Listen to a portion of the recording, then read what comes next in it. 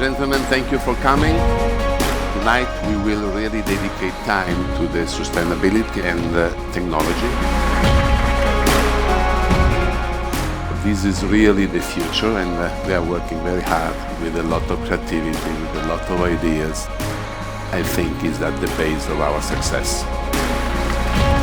Thank you very much for your trust.